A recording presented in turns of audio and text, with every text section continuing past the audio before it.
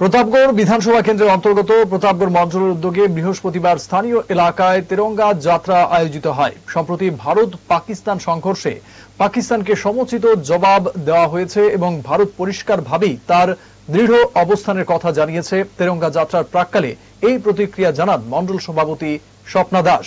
তিনি বলেন, তারই পরিপ্রেক্ষিত হিসেবে আমরা তেরঙ্গা যাত্রার আয়োজন করেছি। 22 এপ্রিল কাশ্মীরের পেহেলগাঁয়ে ঘটে যাওয়া মর্মান্তিক যে ঘটনা, পরিবার পরিজনদের নিয়ে বেড়াতে যাওয়া, ধর্মচিহ্নিতকরণ করে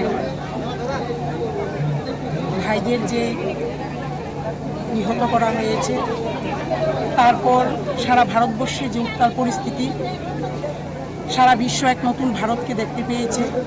ইটের জবাব পাথরের মাধ্যমে দেওয়া হয়েছে পাকিস্তানকে।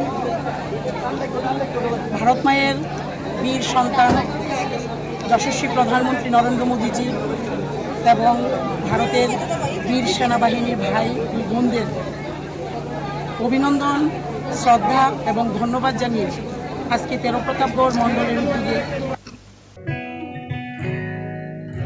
জুড়ে থাকে বাঁধন আপনার চেয়েও আপন,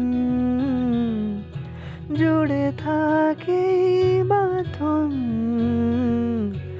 আপনার চেয়েও আপন, আপনার চেয়েও আপন।